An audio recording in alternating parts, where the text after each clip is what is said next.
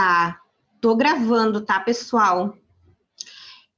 Recadinho, eu mandei o e-mail, acho que todo mundo tá aqui porque recebeu, né? Mas eu vou reiterar que tem e-mail. Se alguém aí tem amigos que se inscreveram e não receberam o e-mail, encaminhe o link para os amiguinhos. Se tem amiguinhos, amiguinhas, amigues que tipo, ai, gente, não perdi a primeira aula, não vou mais, pode vir, não tem problema. A gente vai trabalhar muito numa perspectiva do Nietzsche, aí começou a piração, de um conceito que ele traz de eterno retorno. E aqui a gente vai trabalhar muito com a ideia do eterno retorno das imagens, que é um conceito que o Luiz Carlos Oliveira Júnior vai trabalhar na tese dele de doutorado, que ele justamente vai falar mais ou menos sobre o ponto da escola de cinéfilos, que é as imagens, elas estão sempre retornando. Então, a gente vai ver muita coisa hoje, mas essas coisas vão retornar no terceiro, no quarto, no quinto, no sexto, no sétimo encontro. Então, ninguém vai perder nada. Vão sempre ter olhares para uma outra perspectiva. Primeiro recado, tem coisa no chat que eu acho que tem o quê? Isso. Então, tá. O Léo falou, Lu, grava aula, agora que eu gravei. Então, inscrições seguem abertas. Eu vou compartilhar a tela, eu não vou ter mais acesso ao chat, não consigo ver. Só uma coisinha, o chat está fechado, é só com a Cinemateca. A gente não pode falar entre nós, né? É isso? Não sei, mas assim, abram o microfone e falem, gente. Tudo bem, porque geralmente é aberto para everyone ali naquela setinha. E eu vi que está fechado, gente, só com a Cinemateca. Isso mesmo. Por enquanto ele está assim, mas a gente pode verificar para as próximas aulas ele ficar aberto para todos. Eu botei aqui todos. Ah, tu conseguiu mudar, Lu? Eu acho que sim.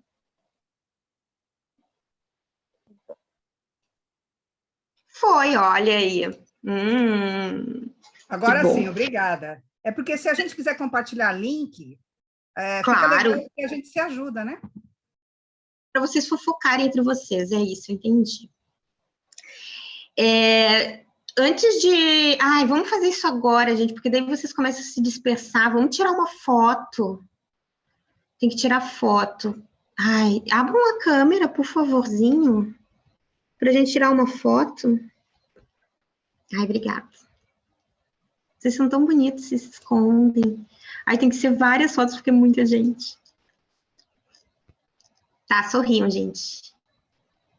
Vocês não chegaram cansados do trabalho, tá? Vocês estão super dispostos. Muitos sorrisos. Tá, vou para outra tela agora. Então, vocês vão ter que continuar sorrindo, o pessoal da primeira tela, porque vocês não têm como saber, né? Peraí, que eu sou lenta para isso. A pessoa trabalha com audiovisual e não sabe printar uma tela. Gente, desculpa. Tá, foi. Mais uma tela. Mônica, eu não sei, mas eu vou printar todas as telas. Muitas imagens, muitas fotos.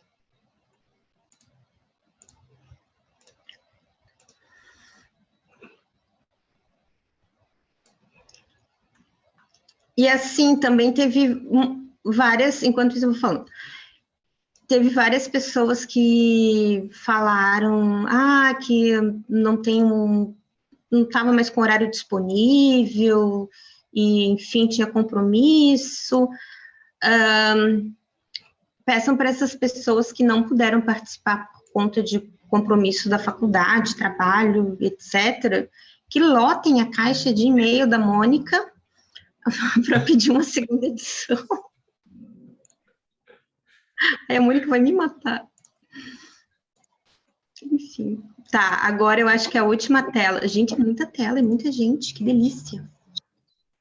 Quantos somos, Lu? 48? 48.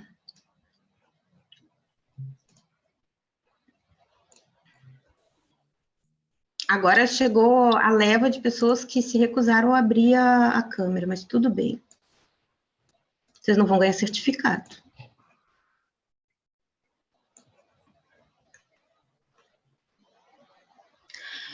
Não sei se tem mais recado. Acho que não tem recado. Tem, Léo, recado?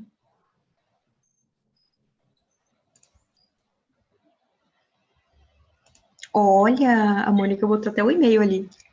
Tá. Então tá, é isso, gente. Se eu lembrar de alguma coisa, eu interrompo e falo. Quem for professora, coloca aqui no chat também, para a gente saber. Eu sei que tem a Tati, é prof, eu sei que tem mais uma pessoa que também é prof aposentada. A gente gosta de ter essa informação. Até porque eu estou pensando em elaborar projetos para esse público tão importante. Ó, os prof, tudo, prof de história. Gosto. História é bom. Tá, chega de conversa. Ah, isso, eu não vou mais ver o chat, então super me interrompam, não se sintam constrangidos, constrangidas em me interromper. Camila também me interrompe, porque eu engato uma primeira, uma segunda aqui e não deixo mais ninguém falar, então me interrompe, por favor. Eu tô cuidando do chat, Lu, pode ficar tranquila. Então tá, e me interrompe também. E qualquer coisa, só falar. Buenas, então, né, o nosso primeiro filme é o Vértigo, Um Corpo que Cai, do Alfred Hitchcock. Espero que todos tenham conseguido ver no cinema, na Cinemateca, lembrando que os filmes eles vão estar em cartaz toda terça-feira, às 19h. E na quinta a gente tem a nossa aula. Eu não consegui ver, porque eu esqueci minha carteirinha, também importante, carteirinha de vacinação em mãos, para poder entrar na sessão, né, na sala. E a gente se vê, então, na terça-feira, que daí eu quero ver com vocês a rede social. Então, né, na próxima terça-feira é a rede social. Terça-feira, agora, passada, a gente assistiu Um Corpo que Cai, do Alfred Hitchcock. E por que esse filme, né? Lembra que eu falei para vocês antes que eu queria trazer também o Cidadão Kane, do Orson Welles? Porque a ideia é a gente começar a pensar o marco do cinema moderno. Ai, mas eu queria tanto também saber um pouco mais do cinema clássico, um pouquinho mais sei lá, do expressionismo alemão, do impressionismo francês. De certa forma, a gente vai ver essas escolas, essas vanguardas também, mas também sempre na perspectiva do cinema moderno. Mas, porque a gente tem que fazer recorte, né, gente? Infelizmente. Então, o nosso recorte é o cinema moderno, e eu queria ter trazido também o Cidadão Kane, mas que eu vou trazer alguns trechos dele aqui, porque existe a ideia, né, em tudo. Tem um professor de história aqui que ele não vai nos deixar mentir, de que a história é algo linear e evolutiva e, enfim, é tudo muito organizado. E não é, nada é assim, e no cinema muito menos, assim. No cinema é uma confusão muito doida, porque alguns vão dizer assim, não, esse filme inaugura o cinema moderno. Não, é o Vértigo, não, é o Cidadão Kane. E tem outros teóricos que vão dizer assim, olha, cinema clássico nunca existiu, o cinema sempre foi moderno, né? Então, não existe esse marco inicial unívoco, digamos assim. Então, alguns teóricos vão dizer que o Cidadão Kane é o marco do cinema moderno, sobretudo pelas questões envolvendo a profundidade de campo, a gente vai falar sobre ela daqui um pouco, mas aí já vem o pessoal dizendo, mas lá nos clássicos do John Ford já tinha trabalho com a profundidade de campo, então não é.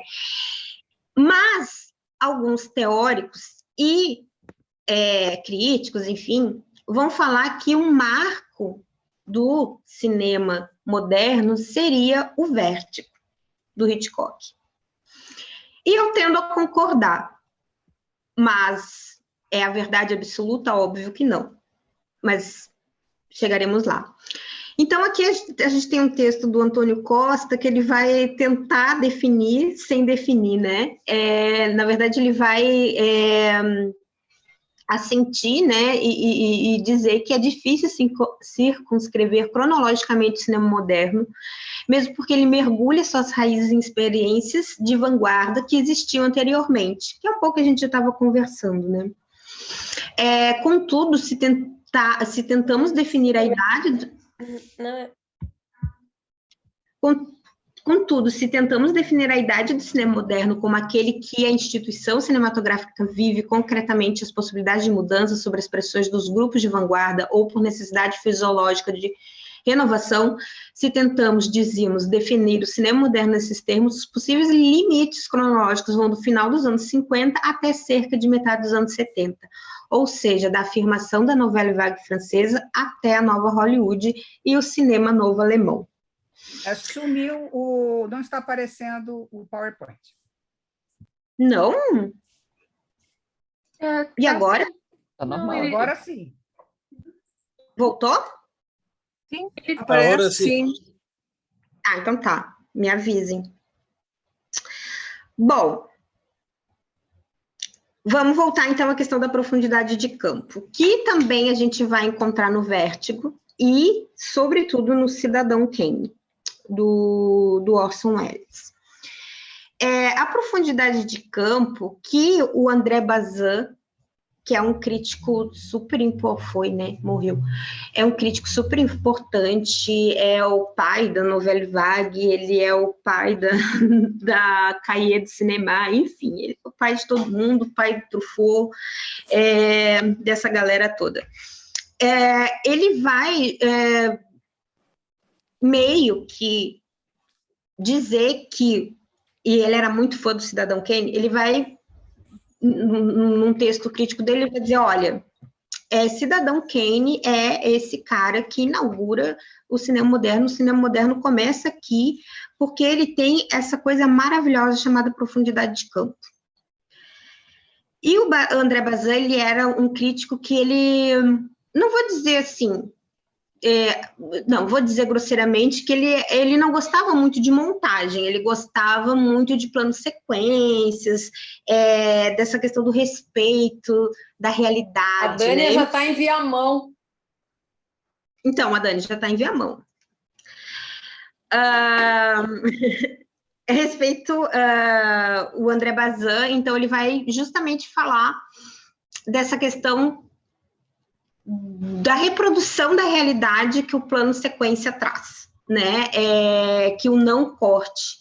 E a profundidade de campo é muito isso, não é um plano de sequência, mas existe nela um respeito das condições cotidianas de percepção dos objetos e do transcorrer da vida. E essa profundidade de campo, ela vai trazer a ideia do realismo. Então, quando a gente fala de cinema moderno, a gente está falando de um realismo cinematográfico. Isso pela perspectiva do Cidadão Kane, né? E o que é essa profundidade de campo, né? É essa capacidade fotográfica de representar o real sem intervenção humana, ou seja, sem corte. Eu consigo mostrar várias coisas num primeiro e num segundo plano, né? Ele preserva esse real captado em uma multiplicidade de sentido. Para não ficar muito confuso, vamos começar a ver trechos de filme. E vamos aqui ver o nosso Orson Welles para chegar no Hitchcock. Para vocês sacarem o que é isso que a gente está falando de profundidade de campo. E por que ela é importante, né? Então, a gente já tem aqui um conceito de profundidade de campo, que ele é importante, que ele é como um gesto, vamos tratar assim, um gesto fundador do cinema moderno para alguns teóricos. Mas a gente tem que também descobrir, né, o que vinha antes dessa profundidade de campo. Aqui.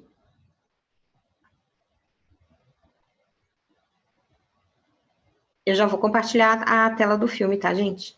Só estou achando o ponto aqui.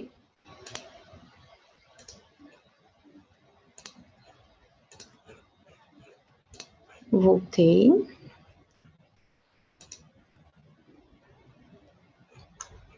Compartilhar áudio. Uhum. Tá aparecendo para vocês? Tudo certo, Lu. Tá aparecendo. Sim. Opa.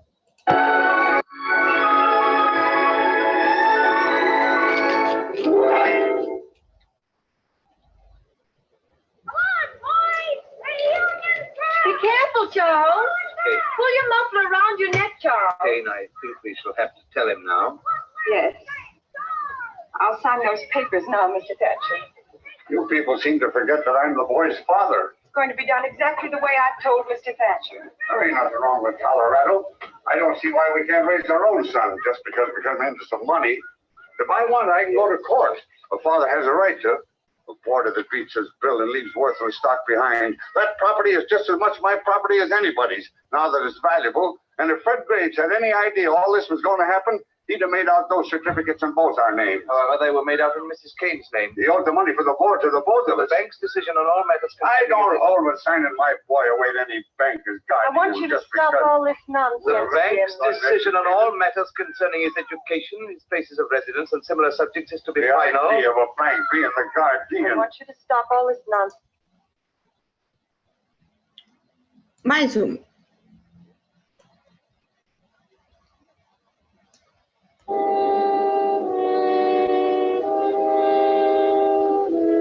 With respect to the said newspapers, the said Charles Foster Kane hereby relinquishes all control thereof, and of the syndicates pertaining thereto, and any and all other newspaper, press, and publishing properties of any kind whatsoever, and agrees to abandon all claim Which thereto. means we're bust. All right. Well, out of cash. All right, Mr. Bernstein. I've read it, Mr. Thatcher.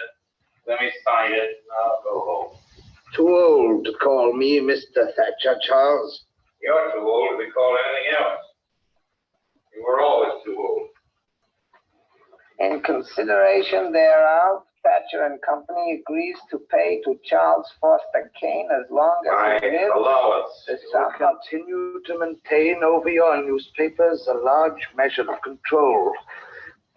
Measure of control. And shall seek your advice. Is depression temporary? Always the chance that you'll die richer than I will. Just then, child, I, Richard, and I was born. We never lost as much as we made. Yes, but your methods. You know, Charles, never made a single investment. Always used money to buy things. buy things. My mother should have chosen a less reliable banker.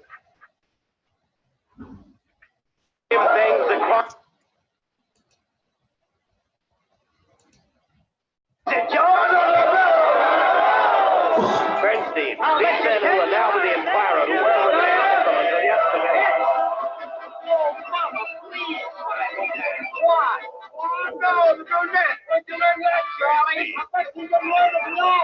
Bernstein, these men who were with the Chronicle, weren't they just as devoted to the Chronicle policy as they are now to our policy? Sure, they're just like anybody else. They got work to do, they do it. Only they happen to be the best men in the business.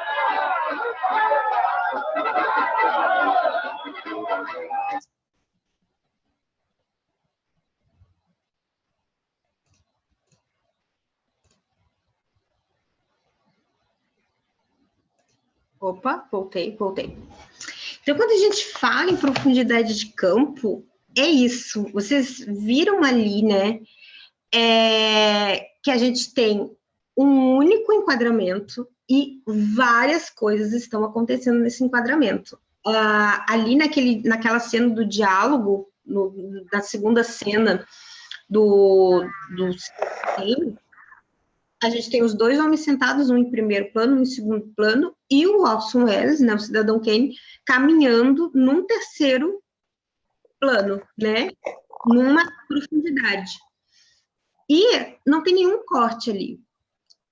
E tem toda aquela ação transcorrendo naquele enquadramento, e a sacada da profundidade de campo, que muito, sobretudo o André Bazin, de novo, voltando a ele, que vai eleger como esse gesto fundador, é justamente a questão da profundidade de campo, colocar o espectador numa relação com a imagem mais próxima a que ele mantém com a realidade. Porque a gente não vê as coisas cortadas, né? Quando pisca, sim.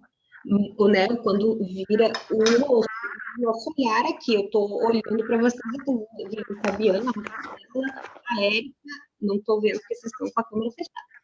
Mas, né, eu estou vendo várias coisas ao mesmo tempo, estou vendo a minha gata dormindo e, né, estou vendo as coisas acontecer aqui com o meu olhar. E isso é real, com todas as aspas do mundo. Mas também é justo dizer que, independente do próprio conteúdo da imagem, é a estrutura que é realista, ou seja, essa disposição na tela, essa organização, que no cinema a gente vai chamar, não sei se só no cinema, talvez no teatro também, quem aí for do teatro me corrige, que a gente vai chamar de mise-en-scène, né, que é colocar à mostra essa organização. Então, não foi o Orson Welles caminhar de um lado para o outro, até porque ele era o diretor, né, do jeito que ele queria. Não estava aquela câmera que sai da neve e se afasta num traveling out, né, que a gente vai chamar traveling out de ir para trás. Esse movimento também é pensado, então tudo isso a gente vai chamar de mise-en-scène. Como que eu ponho à mostra isso que eu quero narrar? E a profundidade de campo também vai implicar, por consequência disso, uma atitude mental mais ativa e até mesmo uma contribuição do espectador para essa mise-en-scène. Porque, como eu tenho várias ações acontecendo no mesmo enquadramento, eu espectador, eu seleciono aquilo que eu quero ter no meu olhar. Eu quero ficar observando enquanto aquela mãe fala, a criança no fundo, brincando na neve, sem saber que ali está sendo decidido o futuro dela.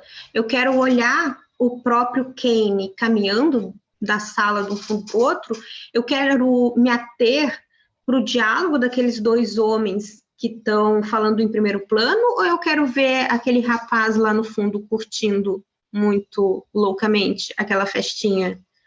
Eu seleciono isso, né? Eu decido para onde que eu vou olhar.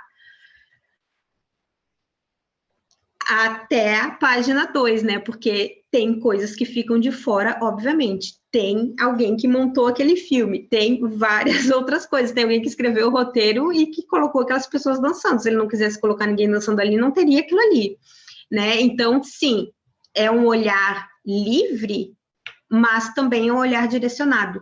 Porém, é um olhar direcionado muito diferente do que a gente vai ver no cinema contemporâneo, sobretudo no cinema do David Fincher, vários, né? Mas como a gente vai falar dele no próximo encontro, que o David Fincher, ele assume esse controle do nosso olhar. Ele vai mostrar exatamente aquilo que ele quer que a gente veja, ele não vai nos dar liberdade. E a gente gosta, tudo bem, adoramos, não adoramos? Eu adoro. Mas ele vai justamente conduzir o nosso olhar, ele não vai dar espaço para que a gente, enfim, passeie, para que a gente se atenha para outras coisas.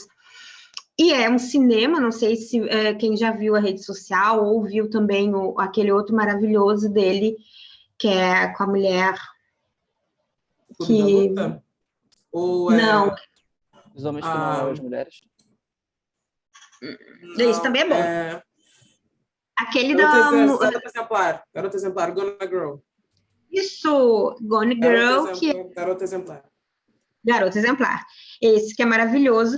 E o David Fincher, ele é muito controlador, né? Então, a gente vai ver que nesses filmes ele tem muitos cortes. Muitos cortes. Porque justamente ele vai contar, agora eu vou mostrar isso, eu quero que o espectador veja isso. E fora outras questões também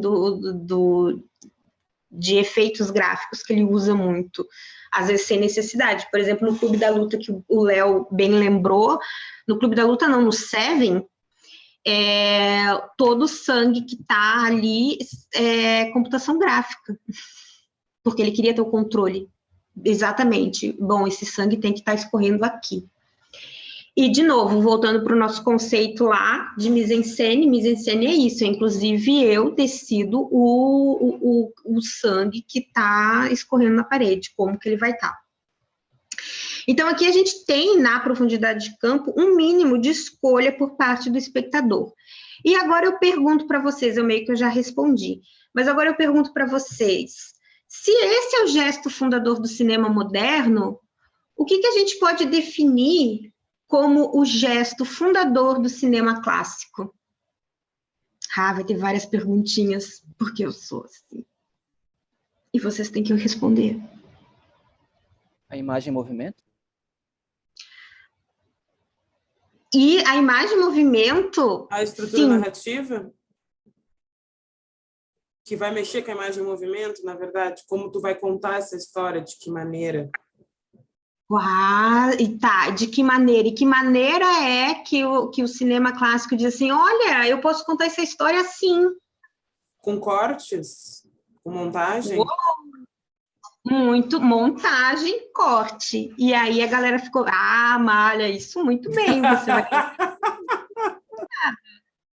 Tem que mostrar que acompanha as aulas. Nossa. Então então agora a gente vai para o clássico. Eu falei para vocês que a gente ia ver de tudo um pouco hoje. A gente controle um horário, porque eu me perco, hein? Por que a gente tá falando aqui de profundidade de campo, né? E, de novo, sem juízo de valor. Tem microfone aberto, está atrapalhando um pouquinho.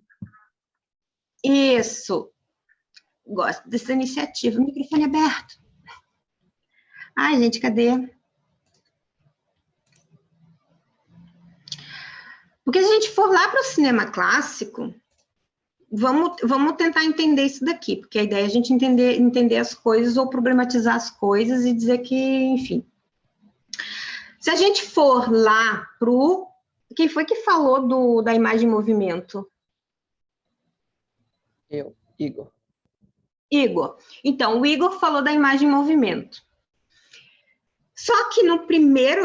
A imagem em movimento... né? Alguns teóricos, críticos, historiadores vão dizer, bom, a imagem, movimento, essa questão, ela vai estar meio que dentro de um movimento, não pode-se dizer um marco histórico, que vai ser chamado de primeiro cinema, que era justamente cinema que nem era cinema, assim, porque as pessoas, né, que era um cinema muito próximo ainda dessa questão técnica, né? Olha, o que eu posso fazer com essa máquina? O que ainda não se tinha uma ideia de criação. Tanto é que no primeiro cinema a gente vai ter muitas mulheres trabalhando, e quando esse primeiro cinema se torna clássico, quando esse primeiro cinema, ou seja, começa a dar dinheiro, né? As mulheres são tipo assim, agora vocês já brincaram, deixem os homens assumir a parada aqui. Então, a ideia da imagem em movimento, ela está muito vinculada a esse primeiro cinema, que era narrativa simples, a gente não tinha rolos de muitos minutos, dava no máximo um filme de 2, 3 minutos, então não tinha uma profundidade narrativa muito grande. Mas lá por 1900, começa a surgir isso que a Amália falou da montagem. Mas a montagem, num primeiro momento, de planos que, bom, se a gente parar para pensar aqui, por exemplo, esse daqui, que é também um filme super importante da história do cinema do Irving Porter, que é a vida do bombeiro americano. Eu vou botar aqui e vou tirar o som só, tá? Para que tirar o som se é mudo. Mas é que tem música. A gente tem aqui uma questão de profundidade de campo também, né? A gente tem aqui a carrocinha, não é carroça, é o carro dos bombeiros, e a gente tem as pessoas aqui, né? Tá. Ó, de novo, outra carro do bombeiro, carroça, e tem, né? Mas a gente vai perceber também, e, de novo, né? Aí entra a questão do corte, porque gente, 4 carros do bombeiro passaram. Hoje a gente entende, passou uma carroça do bombeiro, a gente já entendeu, olha, tem alguma coisa que está pegando fogo. Aqui, reitera, né? Aqui não tem um avanço. Quando a gente vai falar de montagem cinematográfica, a gente tem vários elementos, que é a emoção, que é questões mais técnicas, tipo de raccord, a gente vai ver isso também, mas também tem uma questão de que a montagem, ela existe para fazer a narrativa avançar, ou seja, ela tem que acrescentar sempre alguma coisa, o plano posterior tem que acrescentar alguma coisa.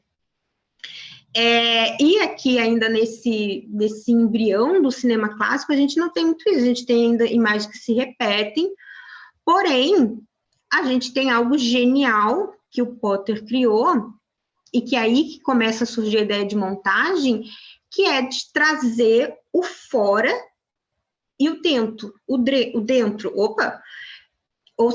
e que hoje a gente vai chamar, né, de uma montagem alternada.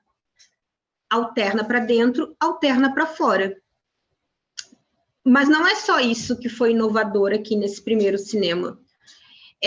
Nesse primeiro momento, né, de um cinema clássico, digamos aqui. Aqui a gente está bem na transição do primeiro cinema, mesmo aquele cinema mais rústico, digamos assim, ou roots, para um cinema clássico.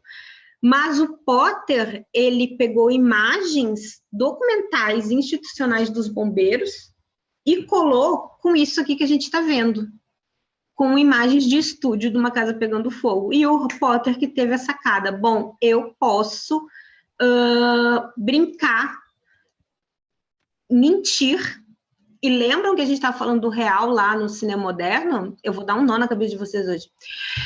A gente estava falando do real, né? E aqui o Potter falou que ele pode, através dessa montagem, criar uma realidade, criar uma unidade narrativa dramática. Ponto, né? Primeiro momento do cinema clássico.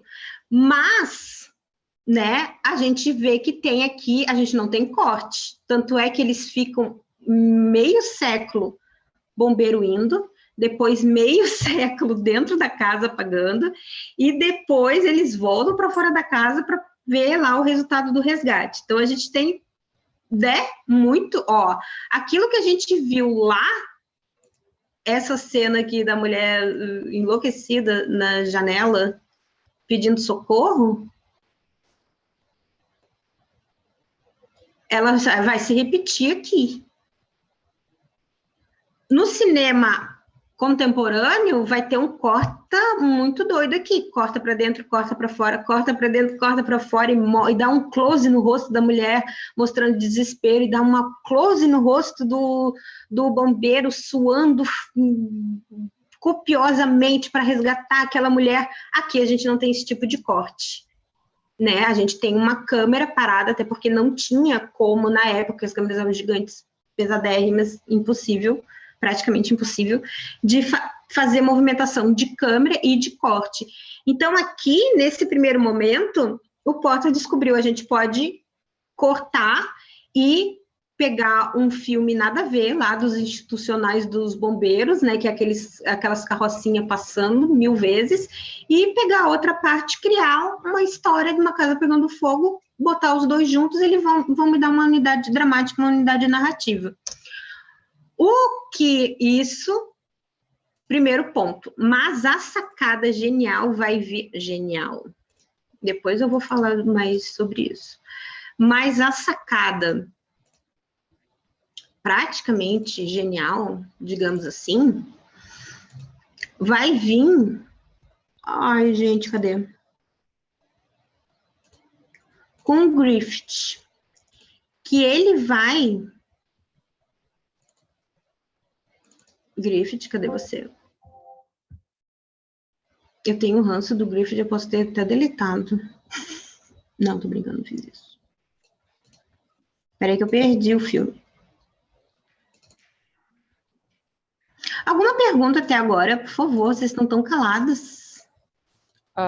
Essa questão do corte, a gente pode afirmar, então, que ele passa de uma incapacidade técnica para um estilo cinematográfico no futuro? Aqui. E a gente já vai chegar no Hitchcock agora, eu juro. Lu, tu ouviu a pergunta do Igor? O Hitchcock. Lu? Gente, vocês estão aí? Acho que ela não está ouvindo. É. Tu tá ouvindo a gente, Lu? Camila, pelo menos tu me responde. A gente tá falando, meu amor. Vou mandar uma mensagem pra ela. Lu? Gente, vocês estão me ouvindo? Eu não tô ouvindo vocês. Uhum. Lu? Ai, gente, que droga. Putz, agora fui eu que fiquei surda.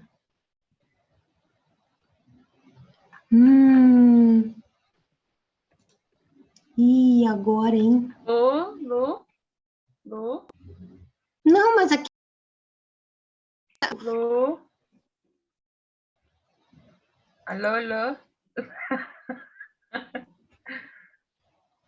Isso, eu acho que foi isso que aconteceu quando ela tirou o áudio do bombeiro. Oi, Lu? Agora eu vou ouvir. O Igor fez uma pergunta. Muito obrigada. Deixa eu te perguntar uma coisa. A gente pode afirmar, então, que essa impossibilidade técnica do começo do cinema, de não produzir cortes, tudo mais, montagem através desses cortes, passa a se tornar um estilo hoje de cineastas que decidem não usar cortes, fazer planos de sequências longos. Eu consigo pensar, por exemplo, sei lá, o Birdman, por exemplo, que é um filme que tem pouquíssimos cortes, o 1917 também tem pouquíssimos cortes. Passa mais como um estilo agora do que como incapacidade técnica? Ótima pergunta. Pode-se dizer que sim. Esses filmes que tu citou, a gente vai entender eles dentro dessa história ou dessa, enfim, genealogia, para ser Foucaultiana, eu sempre cito Foucault, para parecer. Dentro dessa genealogia do cinema, a gente pode entender esses filmes como um cinema maneirista. E o cinema maneirista, se a gente for olhar para a história do cinema dentro daquela lógica, né, linear, o cinema maneirista vai vir logo após o cinema moderno. O que é o cinema maneirista? Ele tem uma relação também com o maneirismo da pintura, que é quando os caras chegaram lá no Rafael, chegaram naquela galera toda lá dos iluministas, dos Florentina, não sei se a gente da pintura, mas aquele que pintou a Sistina lá, enfim, os pintores que vieram depois, um pouquinho depois, assim, putz, esses caras já fizeram tudo. E agora o que a gente vai fazer? E aí eles dizem assim, vamos fazer o que eles fizeram, mas com uma pegada diferente. E que é bem isso. Um bom exemplo de cinema maneirista, e que eu amo de paixão, e que a gente vai ver aqui também, é o Brian De Palma. E a gente vai ver um pouco também desse maneirismo no De Palma a partir de uma cena específica do Vértigo. Se eu parar de falar, né? Porque eu ainda estou no clássico. Mas eu não sei se eu te respondi. Sim, obrigado. Mas se eu não respondi agora, em breve vai ser respondida essa questão mais logicamente. Ai, que bom que voltou, que eu estou ouvindo vocês. Esse seria a tese do retorno? Uhum. A ideia do eterno retorno das imagens. E nessa tese do Luiz Carlos Oliveira Júnior, ele vai trabalhar sobretudo, né, com o Vértigo, e ele vai fazer uma análise absurda da filmografia que usa o Vértigo como matriz, como imagem matriz, dizendo ao mesmo tempo que o próprio Vértigo é isso, né? Porque é uma mulher que retorna. Na verdade, não é uma mulher que retorna, é a imagem de uma mulher que retorna, porque a gente nunca sabe quem é a mulher original. Que louco. Mas eu coloquei desculpa, eu coloquei a tese dele, que virou livro, no isso mesmo. Mas aqui virou... ele tem a tese virou livro, eu sei que a dissertação virou livro, que é uma dissertação sobre mise-en-scène. É essa que eu coloquei, da mise-en-scène. Essa é boa também, dá para ler tudo dele, eu sou fãzaça dele, assim. Muito ótimo. Ele dá aula agora aqui na USP, né?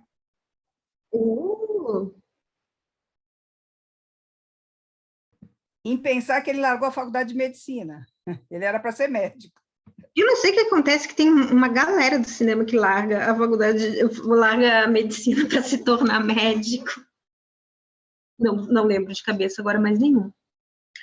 Tá aparecendo aí para vocês o filme? Sim. Sim. Sim. Então, a gente viu lá o Potter, lá 1903. Agora a gente tem aqui o Griffith.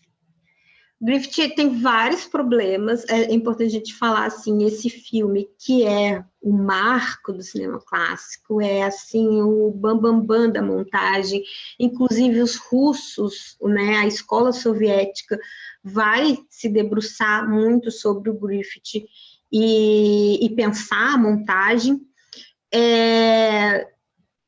Esse filme é super problemático, que é um filme super racista, que, enfim, defende a Ku Klux Klan, enfim. Então, tem, né, é importante fazer esse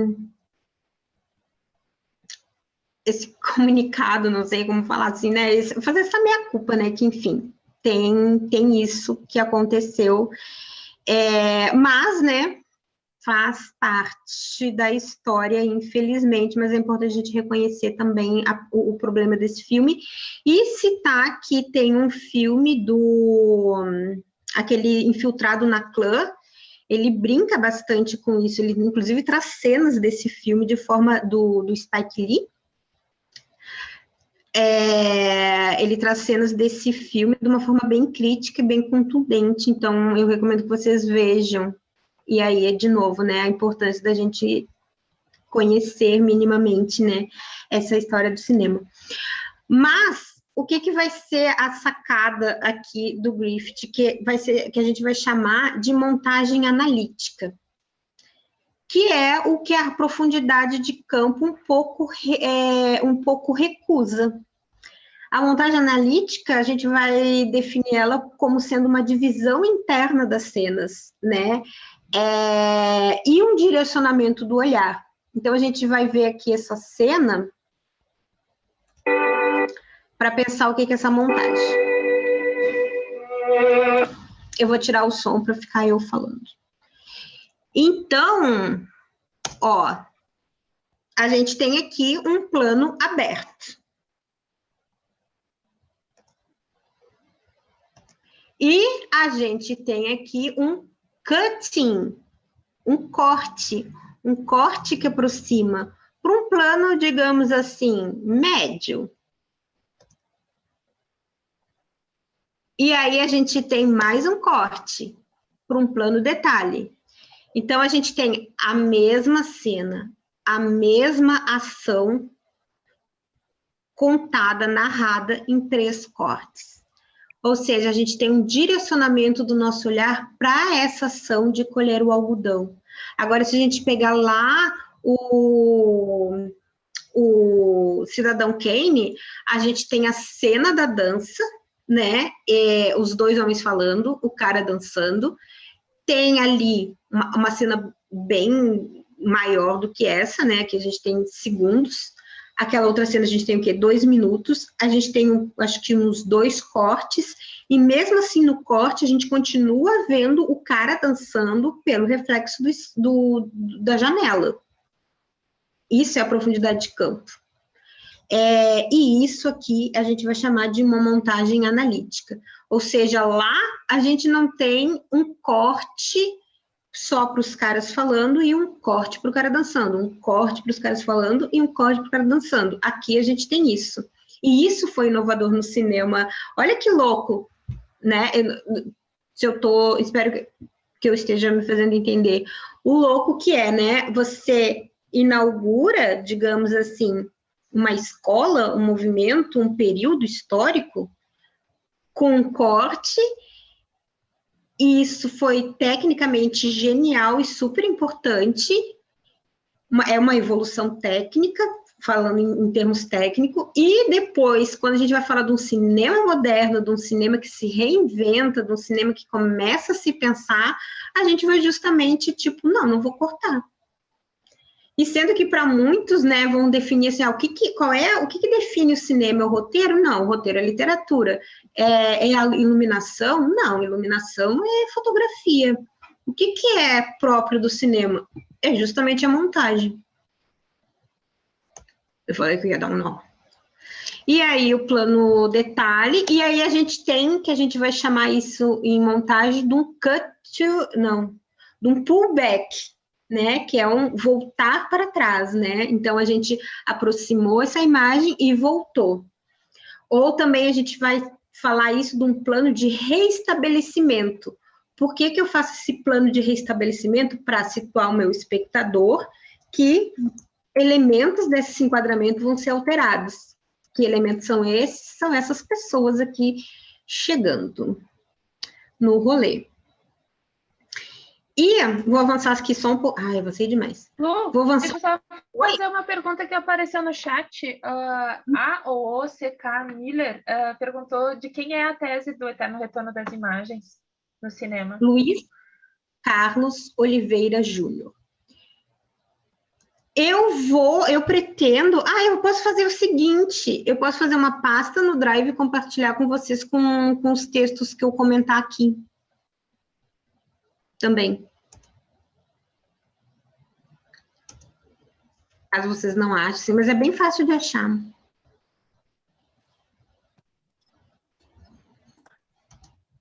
Tá. E agora, antes de entrar no Hitchcock, vamos só observar também esse direcionamento do olhar, que isso daqui também é uma regrinha, sempre com aspas, tá? Quando eu falar regra, quando eu falar coisa, de montagem, né? A gente tem aqui, né, o carinha super feliz, e lembrem do lance da emoção, né? Não precisava desse card, né? A gente entendeu que ele ficou bem feliz. Mas talvez na época eles não entendessem. Então, a gente tem aqui um rosto que vê, corta para aquilo que é visto. Corta de novo para um rosto reagindo ao que foi visto.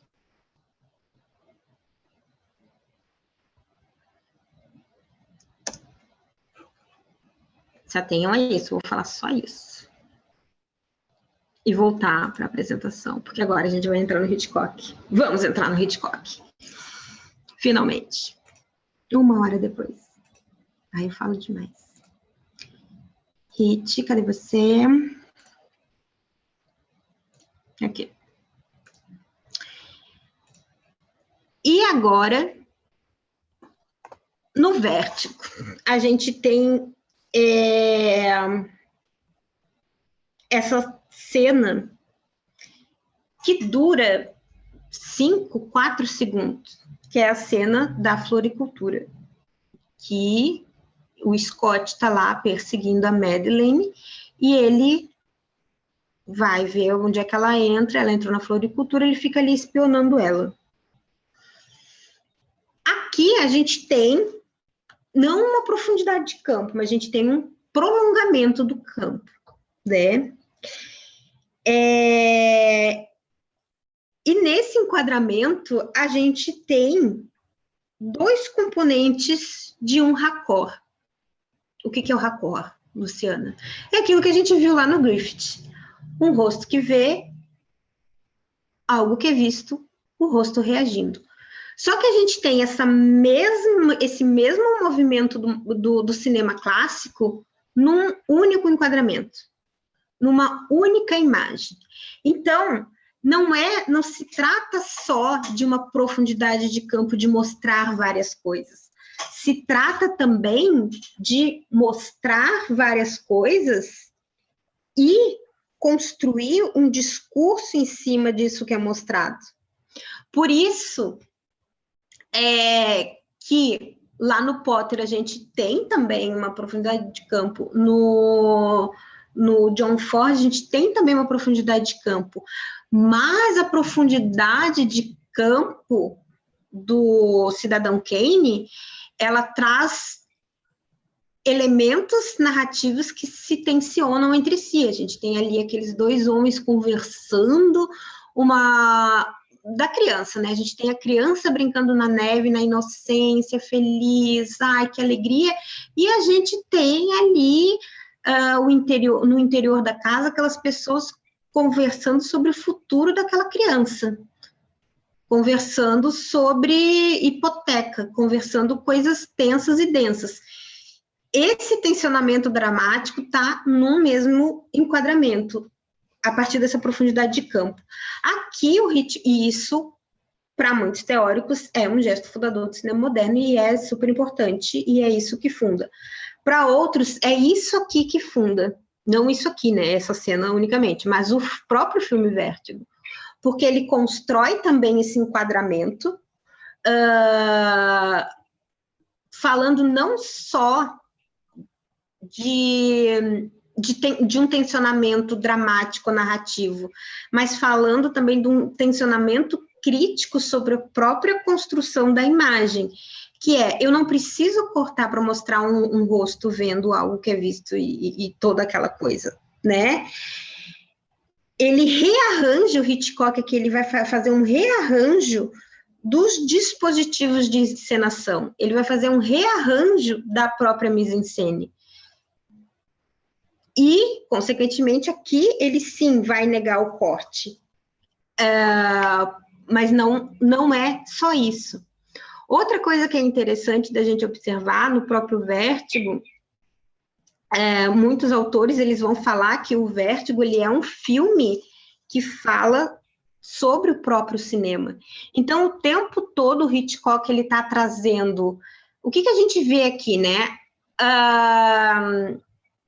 A gente vê o Scott num lugar escuro, olhando para a imagem iluminada, uma referência ao dispositivo cinematográfico. E claro, né, não estou falando que é isso também, né, eu estou dizendo que alguns teóricos vão falar que é isso, e eu concordo, mas vocês podem, tipo assim, não, você está louco, não tem nada a ver. A ideia é essa. Então, aqui tem uma encenação, digamos assim, uma emulação do dispositivo cinematográfico. Outra coisa que é interessante, a gente vê ela pelo espelho. O espelho, ele tem toda uma história dentro do cinema, né? É aquela coisa que a imagem do espelho não é uma imagem real. E a imagem que a gente vê na tela do cinema, lá na Cinemateca Paulo Amorim, não é uma imagem real, é uma imagem fabricada. E a imagem do espelho, ela é uma imagem que reflete, ela é um reflexo, ela não é aquilo que é real. Aí a gente entra nas aspirações filosóficas. E o que eu falei lá da profundidade de campo? Por que a profundidade de campo era um gesto fundador do cinema moderno? Porque ela se aproximava do real. E o que o Hitchcock está dizendo aqui? Amigos, nada disso é real. E é preciso que a gente assuma isso. Assumir justamente a verdade cinematográfica enquanto uma ficção, enquanto uma elaboração. Então, o cinema, na sua própria fabricação do real, é a verdade. A verdade é a imagem, não é por isso que a gente vai falar aqui de uma crise da representação, e aí sim, essa crise da representação, como o gesto fundador do cinema moderno, porque no cinema moderno o cinema começa a se questionar. começa a pensar essa verdade que foi tão buscada nos anos 40 até os anos 60, e começa, tipo assim, a gente está buscando uma verdade que, na verdade, não existe. Outro ponto interessante da gente pensar essa imagem aqui é o Scott está olhando para quem? Na realidade, a gente que está olhando ela pelo espelho e ele está olhando para nós, né? E ele está olhando para nós, perfeito. E isso é aquela coisa que a gente começou falando da quebra da quarta parede. Aqui a gente tem uma quebrinha de quarta parede, assim, bem sutil, bem estilo Hitchcock, assim, bem escamoteada. E, de novo, né, também esse olhar para a câmera vai ser entendido por alguns críticos, como Antônio Baquet, como esse, sim, sendo o gesto fundador do cinema moderno, porque até no cinema clássico a gente vai ter ali o tabu do cinema, digamos assim, o ator, a atriz não podem olhar para a câmera, né? E aqui o cinema moderno vai dizer assim, pode sim, já é a primeira manifestação, né? Já é mais uma manifestação desse cinema que quer se mostrar enquanto fabricação, enquanto dispositivo. E, de novo, no momento que o Scott está olhando para a gente está implicado. E esse nós estarmos implicados também está lá no Orson Welles, quando ele vai fazer aquela profundidade de campo e nos dá a liberdade de olhar para onde a gente quiser. Então, a gente pode, só que, né, de novo, o Hitchcock talvez vá um pouco além, quando ele vai pensar essa imagem que não pode mais se fingir como unívoca, como legível, como eu entendo essa imagem. Ele vai entender o cinema, a imagem, como questionadora. E é esse questionamento que movimenta o filme. O que eu estou vendo, né? Por que eu estou vendo isso dessa forma? Por que esse enquadramento? Por que essa imagem refletida? Antes de irmos para o Velázquez, lembram, né, que eu também comecei falando de que, e trazendo de novo a ideia do eterno retorno, beleza, Luciana, então o Hitchcock foi tremendamente safo, esperto, inteligentérrimo. Isso já está no Velázquez, nesse quadro que eu não botei a data, mas se eu não me engano é 1400 ou 1200. É um número redondo, que é o quadro As Meninas do Velázquez. E esse quadro do Velázquez, ele vai partir desse mesmo princípio de revelar o dispositivo cinematográfico, colocando o Scott como espectador, ao mesmo tempo aquele que confronta, né, enfrenta o olhar do espectador, né, vocês. A gente tem aqui uma imagem que é uma imagem falsa, porque ela é reflexo, ou seja, que é aquela imagem do cinema, que a gente vai pensar, nossa, mas eu estou vendo, é real? Não, você está vendo ela aqui, mas não é. É um reflexo dela. E também traz aquela ideia do duplo, que alguns da psicanálise também dá para pensar a partir dessa perspectiva, mas não é o caso aqui, pois psicanálise não rola. A sensação, Luciana, de envolvimento, né, do espectador e um prospecto, enfim, de um 3D de hoje, né? Aquela sensação, né, de 3D. Exatamente. Porque é isso, porque a gente tem lá um rosto, a gente tem um rosto vendo o que é visto e o rosto reagindo, tudo no mesmo enquadramento. A gente tem um plano contra plano, né? Porque num tradicionalzão eu podia só, tipo, Scott olha, corta para Madeleine lá andando nas florzinhas, bonitinha. Até a cena inicia assim, se vocês se lembrarem, né? A cena inicia assim, ele abrindo a porta, a gente vê a Madeleine de costas. Importante. Quando ela vai nesse 3/4 aqui, quase um perfil, ela já está no espelho.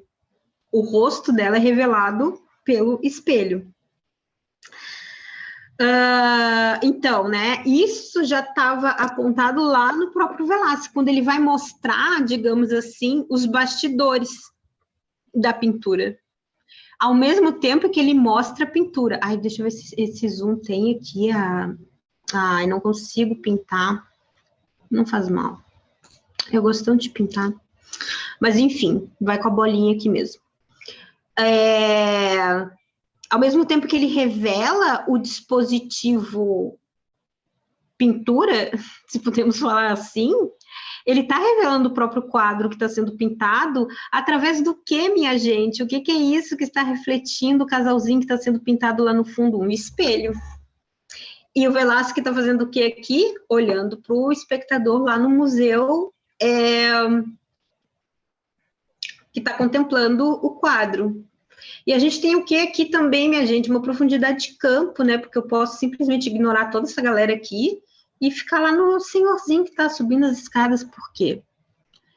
A gente tem, inclusive, o quadro aqui.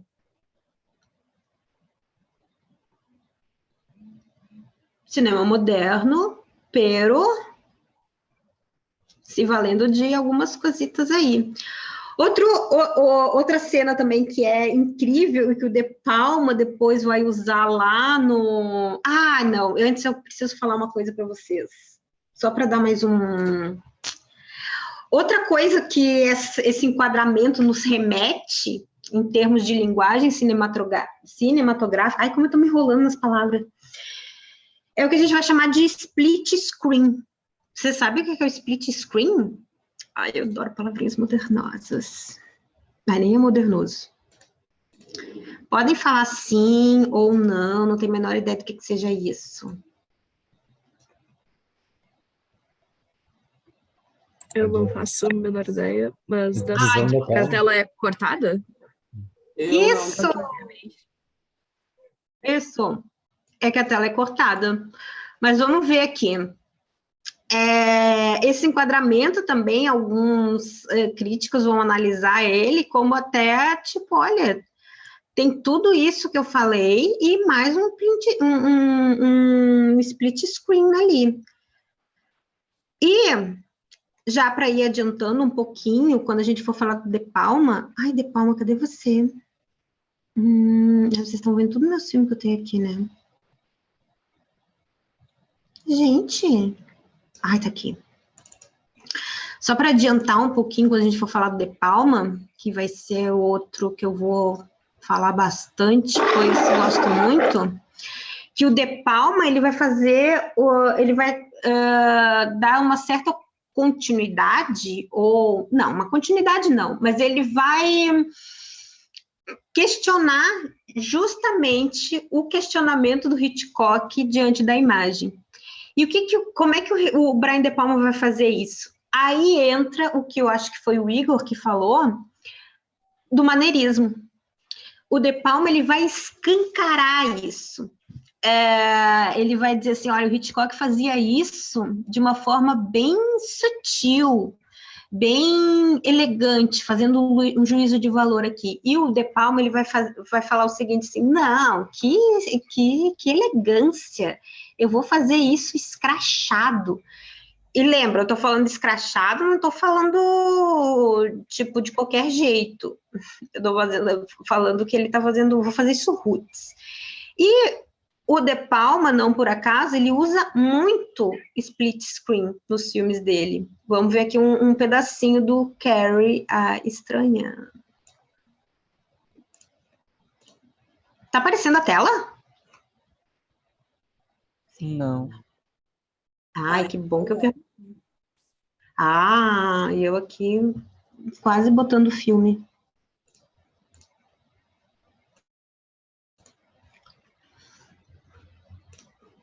Agora sim.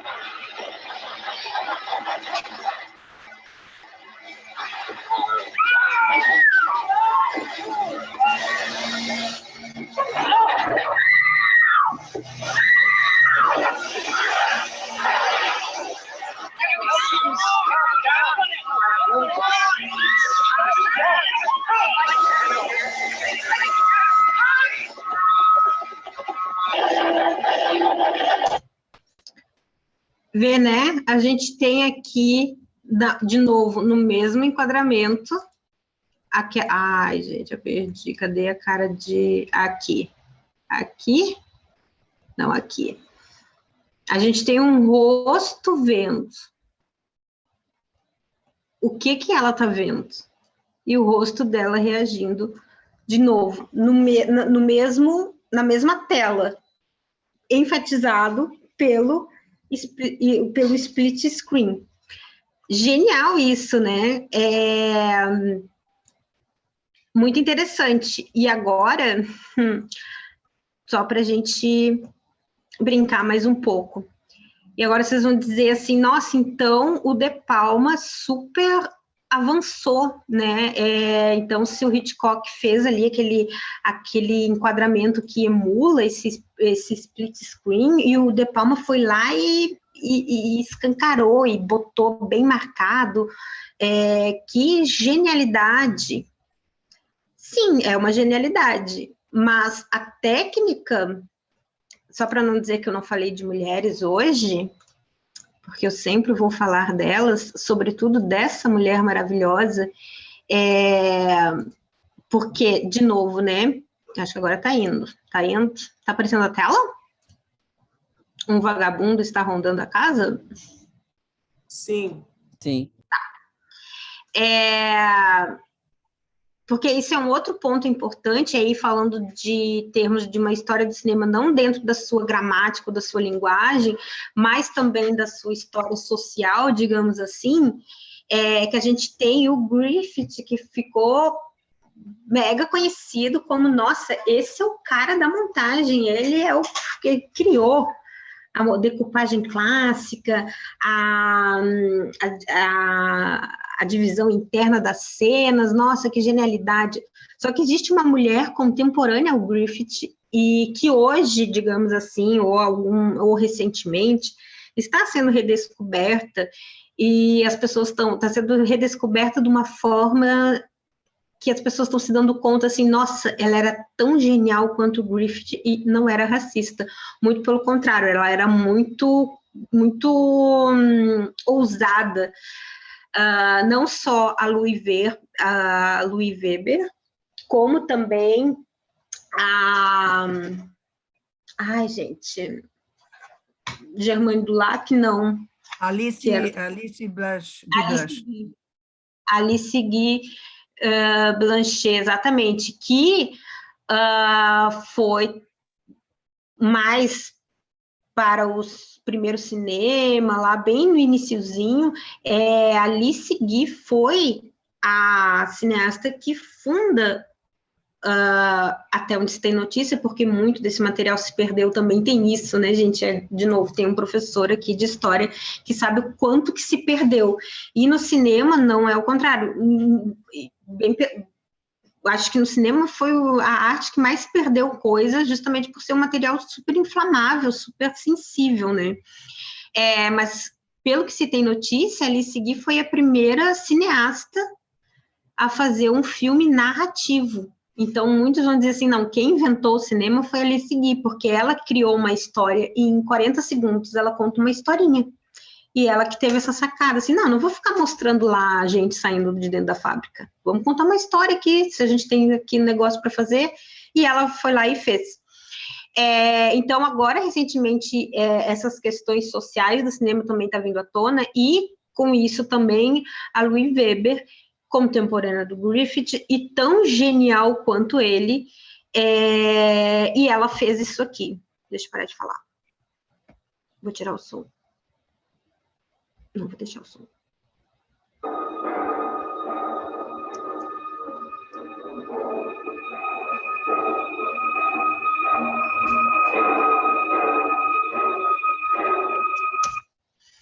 Um split screen. Então, a gente tem aqui um filme de suspense. Tem um homem tentando arrombar. Arrombar não, né? Porque deixaram a chave embaixo do tapete, pelo amor. Invadindo a casa, a esposa liga desesperada para o marido. Tudo isso no mesmo enquadramento em 1913.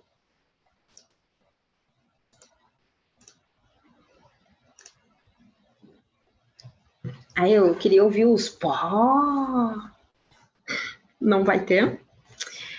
Tá. Isso com o microfone fechado, mas eu fiquei em choque. Elaborado. Que ótimo. Isso que eu queria. 1913, gente, pelo amor de Deus, 1913. E na verdade, hoje, mais ou menos, era mais para brincar com isso mesmo, da gente ver assim, tipo, nossa, que genial isso, e tipo, será mesmo? Da gente sempre dar esse passinho atrás, assim, mas agora, para finalizar real oficial mesmo, agora sim, falar desse outro enquadramento do filme, que, de novo, né, é um enquadramento que está reproduzindo, digamos assim,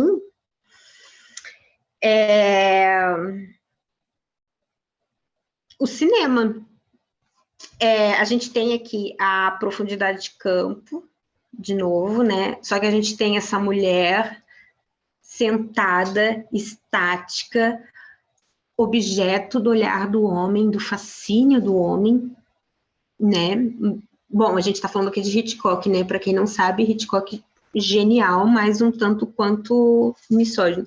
De Palma também? Também. Mas, enfim, é importante a gente saber disso. Então, a gente tem essa mulher nesse campo, né? Nesse iluminado, essa imagem, né, não é uma mulher, é uma imagem, lembrando que ela não é a Madeleine aqui, ela tá de Madeleine, a gente não tem a menor ideia de quem é a Madeleine real.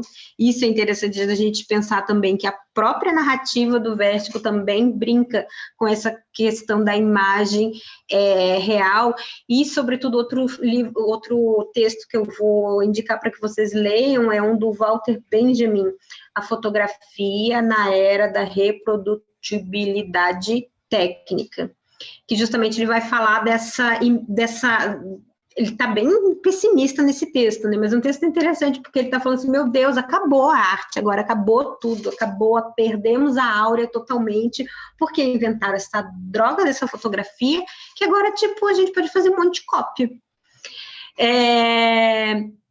E é um pouco que a gente vai ver aqui no verso, que, tipo, qual é o original da Madeleine?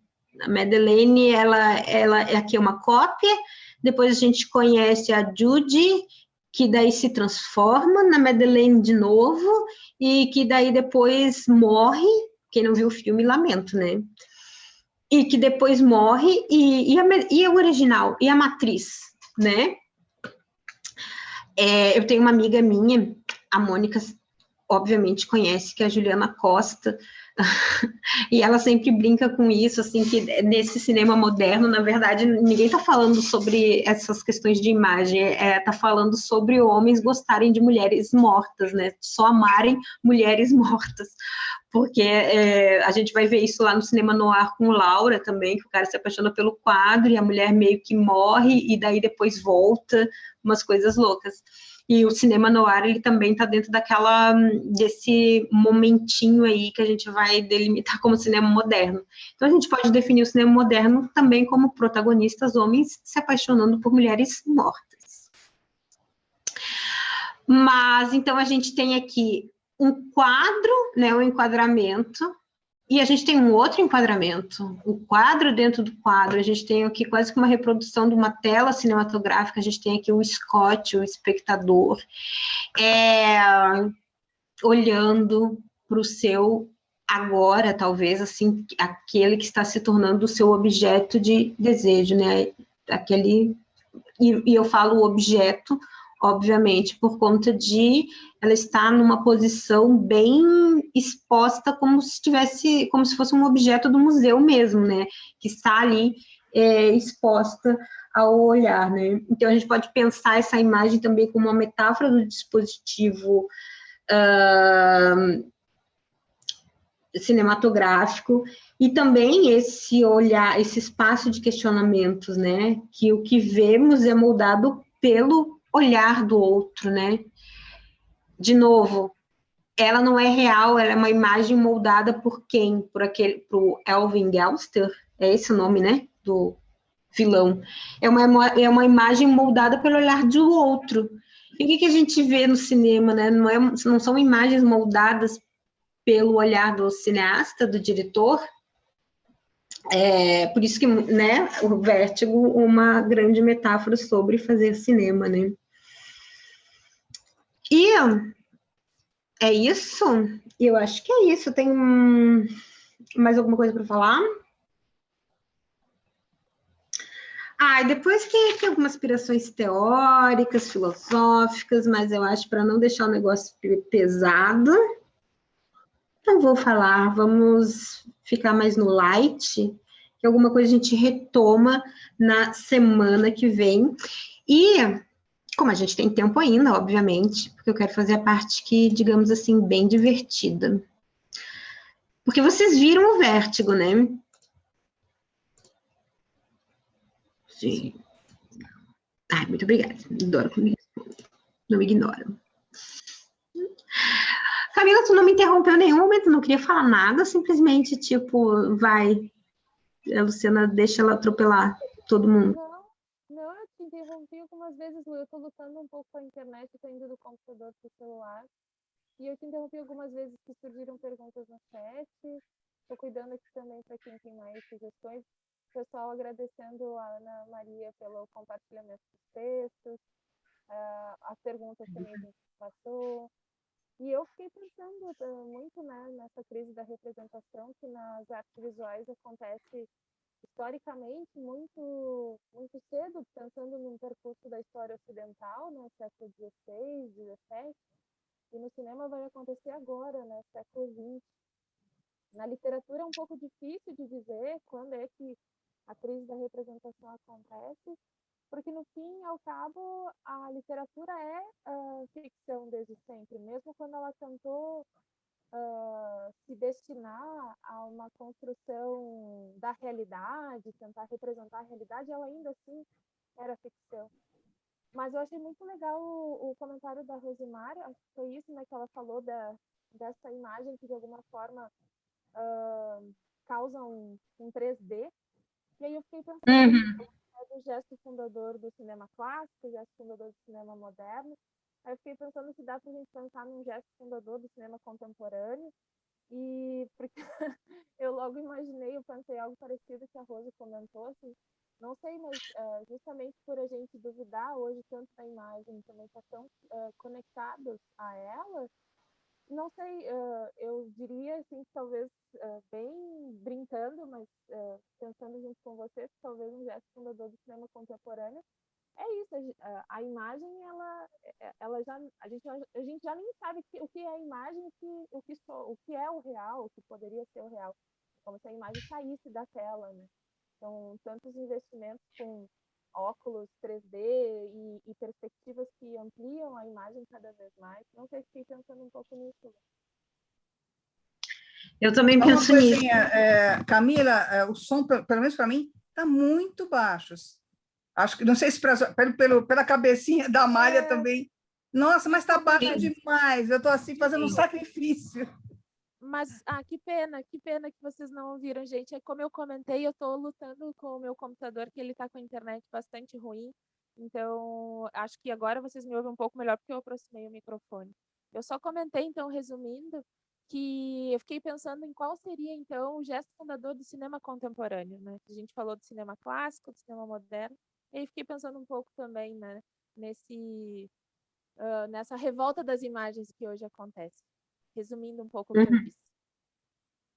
Eu consegui ouvir, mas eu estou aqui no volume máximo, né? Porque, enfim, moro sozinha, posso colocar em alto volume e as pessoas que lutem, meus vizinhos, no caso. E eu acho, às vezes eu me pego pensando isso também, assim, tipo, o que é, né, o cinema contemporâneo e o quanto que essa questão do espectador cada vez está mais presente, né? Se antes era, vamos dar uma liberdade de olhar, agora vamos dar uma liberdade de questionar essa imagem, agora é quase que um momento de vem experimentar essa imagem junto com a gente, né? Porque o 3D é muito isso, né? Assim, você tá junto, você sentindo as coisas voando na tua cara. Tem aquele filme em 3D do Gaspar Noé que o cara exacula pra tela em 3D. E tipo, que genial. Né? É umas coisas assim, do tipo, a gente vai, eu acho que, ver isso quando a gente for falar de 1917, né? Que é essa coisa da sensação, da experiência, e aí também, já vou largar para vocês esse questionamento, assim, é uma experiência pela experiência, né? Que eu acho que eu cheguei a comentar com a Camila, que eu queria que ela falasse também um pouco sobre isso na aula do 1917, sobre essa ideia da progressão narrativa, né? Porque se você tem experiência, você não precisa ter uma experiência física, né? Ali no 1917, nossa, eu tô junto do soldado correndo atrás das bombas, não, correndo das bombas, eu tô junto dele. Eu não preciso ter dramaturgia, né? Não preciso ter uma narrativa aí. Eu preciso ter movimento, né? Eu preciso segurar a onda, e segurar a onda sem corte, né? Ainda por cima, porque eu sou maneirista além de tudo. Bem louco criticando, coitado. Depois eu falo mal. Eu queria só fazer um parênteses com relação a isso. Quase que virou uma obsessão agora em todo cineasta fazer a grande cena do Orson Welles a 1000%, né? Virou um fetiche. Não necessariamente isso vai ser um bom filme. Pode ser uma espetacularização da imagem, mas muitas vezes o enredo é fraco, o conteúdo deixa a desejar, mas muita gente está tão viciada agora nisso que cada vez vai se comentando, poxa, você viu aquele plano sequência? Não sei se isso já virou uma coisa tão moderna assim. Nossa, nunca foi, na verdade, né? Nunca foi. Nunca fomos modernos, na verdade. Isso também é interessante também da gente pensar da modernidade e do cinema clássico também. Eu queria citar para vocês dois críticos teóricos, enfim, o que é o Marcus Cousin e o Serge Denway. O Marcus Cousin, ele vai falar que ele discorda das definições de que a era de ouro de Hollywood foi a era dos clássicos, né, lá do Griffith até 20 e poucos. Ele vai falar da ideia de que o cinema de Hollywood é muito mais um cinema romântico do que um cinema clássico. Então, ele vai definir, o que a gente está falando aqui de cinema clássico, ele vai definir como realismo romântico fechado, né, que e a gente vai ver isso essa questão do realismo romântico fechado, e a gente vai voltar a esse questionamento em algum momento, mas interessante de pensar essa questão mais do melodrama mesmo, e não falando melodrama assim, ai, que melodrama, não, melodrama é super bom, Almodóvar é melodrama, mas justamente pensar o cinema a partir desse olhar de um realismo romântico, né, de uma coisa mais fechadinha e redondinha.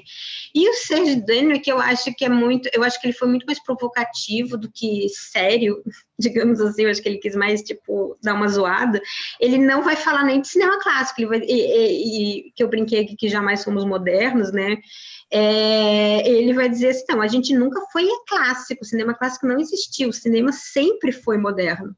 O cinema, ele é dividido em cinema pioneiro, um cinema moderno e o cinema maneirista. Para ele, é isso. É isso que eles dizem, né? Mas a gente pode concordar e discordar. Mas eu acho interessante, assim, e, de novo, né? Eu me pego pensando assim, tipo, mas faz sentido esse lance do pioneiro, né? O cinema sempre foi pioneiro, cinema clássico. Por que o cinema clássico? Porque procurar esses elementos, John Ford, de novo, ele, clássico dos clássicos, poxa, profundidade de campo estava lá, então, né? Fala, Amália, mãozinha levantada tão bonitinho. Na verdade, quando fala em cinema moderno e cinema contemporâneo, então, se é que existe, porque, de novo, a gente tem essa mania de botar tudo em caixas e achar que as coisas acontecem de maneira linear, né? Mas o ponto é que eu pensei em duas coisas quando pensou, porque eu fico observando muito, me chama sempre muita atenção nos filmes a maneira como se narra a história, e isso envolve tudo, envolve desde corte, o posicionamento, enfim, toda a estrutura de um filme, como ele vai narrar essa história. E eu pensei em dois exemplos, assim, Boyhood, porque a estrutura de montar, a gravação do Boyhood levou todo aquele tempo de vida, inclusive, dos atores, para chegar da infância até a vida adulta. Então, como um diretor consegue, na minha cabeça, narrar uma história de vida, porque, na verdade, a história de vida de uma pessoa é uma pessoa comum, como qualquer um de nós, que vai passando, então, vai crescendo. Né? A infância, tipo, crescimento, essa vida normal, cotidiana. E a ideia dele foi justamente, não vou pegar outros atores para fazer ele adulto. Eu vou esperar que ele cresça. E eu vou esperar que a Patrícia Arquette envelheça, e eu vou esperar que... Sabe? Isso, para mim, é muito inovador, porque eu não sei se... Quer dizer, inovador no sentido de que realmente é uma proposta diferente. Até então, eu não sei, eu não sei se mais alguns colegas conhecem outro filme que tem essa proposta, assim, que espere. Eu não consideraria, por exemplo, trilogias, né? Porque daí, igual, é uma proposta... acontece naturalmente, mas a ideia, o personagem... É um corte de tempo da produção do filme, não necessariamente que isso é a história do filme. Tipo, passa um tempo, aí faz o filme, tipo Kill Bill, por exemplo, Antes do Amanhecer, Antes do Entardecer. São fases da vida, mas ainda assim não é como Boyhood. Até então, nada parecido. E aí eu pensei também no filme O Regresso, apesar de eu achar, tipo assim, eu tenho sérios problemas com... Aí até eu descobri que é um faroeste, porque eu fui lá totalmente inocente, decidi assistir, eu nem gosto de Leonardo DiCaprio, eu descobri que é um faroeste que se passa na neve. Então, tipo assim, para mim, pode parecer meio estúpido isso que eu vou dizer, mas me surpreendeu, entende? A narrativa da história, apesar de ter acabado como um faroeste clichê, e para mim a grande diferença foi a direção de fotografia, foi o diretor, a direção de fotografia, a direção de arte. Porque, de restante, a história não teve nada. Mas como isso tudo fez o filme, para mim, ser um marco nesse sentido. Porque ele pegou uma fórmula normal. Não sei se vocês viram O Regresso. Eu queria falar do final, mas se alguém não assistiu, é chato dar spoiler. Mas, tipo, o final foi totalmente clássico, tipo assim... de wrestling, sabe? Tipo assim, então não é nem o homem branco que faz a justiça, é o indígena. E, na verdade, também essa relação que se construiu com a exploração do povo indígena, daqui a pouco é esse indígena que ajuda o branco, que se relacionou com uma... Enfim, nenhuma trama surpreendente no sentido de que a gente tem esse tipo de narrativa se construindo agora, mas que bebe totalmente da fórmula do wrestling. Então, assim, são dois filmes que me vieram na cabeça para pensar como narrar essas histórias e o quanto... como é narrado, por isso que eu acho que quando fez a pergunta o que faz um cinema, né, o que faz cinema moderno, o que constrói o cinema, já que a luz é da foto, mas a montagem que é própria do cinema, eu fiquei pensando, mas Na verdade, é como o diretor está pensando isso. Eu acho que a gente volta para também a figura dessa figura que, no fim, também ajuda a construir essa narrativa, que pensa como essa narrativa vai ser construída. Não sei se faz muito sentido o que eu falei, gente, daqui a pouco foi um devaneio muito forte, mas... Eu queria te perguntar por que você separa narrativa do urso, do DiCaprio, do final... do filme, da fotografia, porque você falou a narrativa, não sei o quê, mas a fotografia... Na verdade, eu acho que quando eu quero dizer narrativa, eu quero dizer como a história está sendo contada, e isso, como eu disse, vai incluir tudo isso. Mas também tem certas histórias, na verdade, eu acho que o que eu quis dizer que no caso do Regresso é a história que está sendo contada. A história, para mim, ela não é original, vamos dizer assim. Mas como... Agora, então tá, eu acho que era isso mesmo que eu queria dizer. Ela não é um roteiro, para mim, original. Ela não é uma coisa, tipo assim, uma história que, para mim, surpreende. Pelo contrário. Quando começou a chegar no final, eu comecei a ver o que estava acontecendo, eu disse, não, sério que eu fiquei todo esse tempo para isso. Enfim, mas isso é gosto, gente, aí entra gosto. Daqui a pouco vocês super gostaram do Regresso e tal, mas eu acho que, de novo, ele vale por direção de fotografia, direção de arte, a direção como um todo, mas não é um roteiro. Então, é isso que eu acho que eu quis dizer. Tipo, a maneira como foi narrado valeu a pena, mas a história narrada eu não... Enfim, faz sentido agora? Faz sentido, mas... E eu fico pensando que isso talvez seja algo mais contemporâneo, sabe? Eu acho que é isso que eu estou tentando, talvez, ver se faz sentido, se talvez isso, essas formas de contar essas histórias, para mim, foram bem diferentes de muita coisa que a gente vê se repetindo. Não sei se faz sentido para ti, ou eu estou equivocada. Não, eu acho que super faz sentido, porque nós somos ocidentais, né? E a gente separa a forma de conteúdo. Sim. Porque a gente é ocidental cartesiano, né? Sim. A cara de triste de vocês, ocidentais cartesianos. Mas sim, já fez todo sentido quando tu falou isso, já. Eu sou ocidental cartesiana, que E ainda droga. tem a questão do eurocentrismo, né? Muito presente, assim, né? E que a gente faz essa separação. E eu não estou te criticando, Amália, longe disso, mas eu acho que é super importante a gente pensar mesmo, assim, por que a fotografia é boa, por que tudo é maravilhoso, mas a história não... Por que o roteiro tá... Por que a gente coloca o roteiro fora da fotografia, fora da montagem, fora... Ele tá fora mesmo?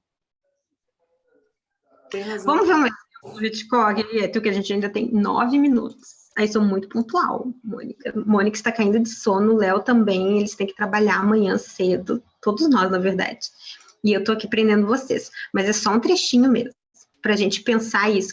Vamos pensar isso mesmo, assim, agora, do que eu ia passar, mas eu vou passar comentando. Comentando não, perguntando, porque eu sou dessas. Tá. A gente tem, olha, que traveling out. A gente tem um cenário aqui, né? A gente tem um plano geral.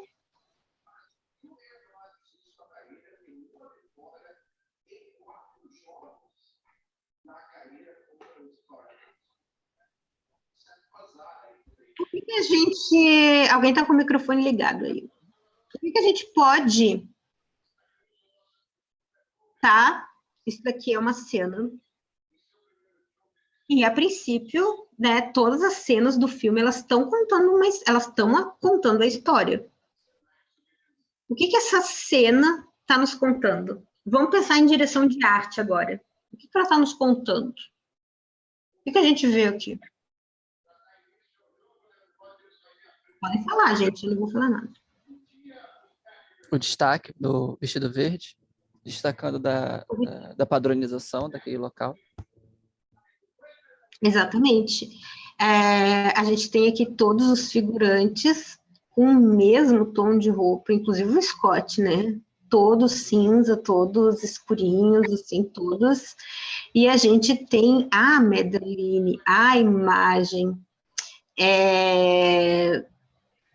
ela vestindo uma cor vibrante, não só uma cor vibrante, ela está vestindo verde, que é o oposto complementar do vermelho. E tem mais ainda. E a câmera dá aquela passada rápida, a câmera sai rápido do Scott e olha a leveza e lentidão que ela vai se aproximando da Madeleine. O que a gente tem aqui, ó, agora? Lembrando de toda a brincadeira que o Hitchcock estava fazendo lá com a gente. O que a gente tem aqui? O ponto de vista do protagonista. Tá, um ponto de vista do protagonista. O que mais? Um enquadramento como se ela estivesse sendo o foco de tudo? É, como lembram lá do enquadramento do museu, a gente tem um quadro dentro do quadro e a gente tem aqui, né, um enquadramento e um enquadramento aqui. Então, ela está à parte. Existe aqui uma separação. De novo, que nem lá no museu, do Scott e da Madeleine. E a gente está vendo, acho que foi o Igor que falou, né? E a gente está vendo o ponto de vista do Scott. O espectador, de novo ele. Ah, gente, o Hitchcock era muito esperto. Eu não sei se isso cai no enquadramento também, mas a escolha das cores, acho que tem um pouco a ver, que nem tu mencionou antes, com todos estão usando roupas cinzas e, né, todo o restaurante ele é vermelho, e daí o vestido dela, a pessoa se destaca mais em todo o ambiente. Sim, que é aquilo que eu falei do verde ser o oposto complementar do vermelho, né? Então, daí causa mais esse... E não entra na questão do enquadramento, mas sim da direção de arte, né? Que a direção de arte, digamos assim, vai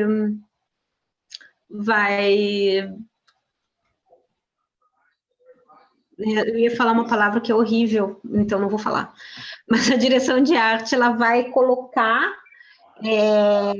em quadro também, né? Mas ela não vai ser o enquadramento. Ela tensionaria Hitchcock também? mesmo. Opa, desculpa. Opa, falaram juntos. Desculpa. Pode falar, Rosemary. Não, só observando muitos elementos também, né, e pessoas também, dá a sensação de tensão, né. Eu não olhei o filme, eu vou olhar, então eu tô, a impressão aqui que eu tô sentindo, né. Sim, sim. E eu queria só colocar que o Hitchcock era tão rigoroso que as roupas, ele queria que fosse do jeito que ele pensava que deveria ser, e nesse filme especificamente, aquele taê cinza dela, nossa, até chegar no ponto que ele queria, é uma obsessão. Então, esse figurino não é à toa, né? Não, e até chegar no ponto que ele queria. E o que é a cena do Scott, quando ele está montando, né, digamos assim, a Madeleine dele? Ele não vai lá para uma loja e começa a encher o saco da atendente, assim, não, mas não era esse, não era esse, não era esse o tailleur que tinha aqui. Era da coleção passada, retrasada. E aí o Scott também está meio que assumindo a posição do diretor, né? Madeleine é a imagem e o Scott, o diretor, que vai manipular e construir essa imagem. Gente, esse filme até é o fetiche que ela tem que ser loira, né? Não serve aquela cor de cabelo que ela estava. Exatamente, e o Hitchcock também tinha essa loucura, assim. E agora, essa é a primeira vez que nós vemos Madeleine, que não é Madeleine, que é Judy, que é sabe-se lá quem, Kim Novak, de frente. Depois de quanto tempo, gente? 18 minutos de filme. E aqui a gente tem também, de novo, aí olha como ela chega, e olha essa luz. Ó, vocês viram que a luz mudou? Ah, gente, eu botei lá no final. Ai, meu Deus, Kim Novak volta. Cria uma áurea, né? No entorno uma dela. áurea. E aquele perfil, praticamente uma esfinge, uma pintura renascentista. Ó, a luz aumenta, corta para ele. E o cinema clássico,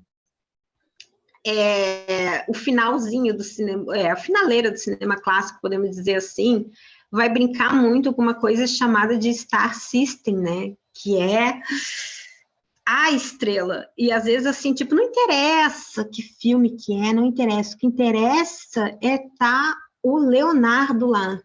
De qual Leonardo que eu estou falando, vocês jamais saberão. O que interessa é estar o Leonardo lá. Aquele ator. É aquele ator. Né? O resto não importa. Então, tem essa coisa da Star System, e o Hitchcock está muito brincando aqui, porque ele pega, a protagonista entra 18 minutos depois, morre no meio do filme, volta no 3, 4... Então, tipo, ele vai jogando a protagonista para onde ele bem entende, né? E não à toa, né? Ele faz isso também em Psicose. E que foi... Né, e ele mata e ela não volta, né? Ele mata real mesmo, assim, ele mata a protagonista no meio do filme, e tipo, e você não vai voltar.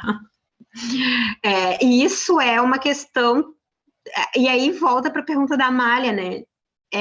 Essa decisão, ela é roteiro, mas ela é também montagem.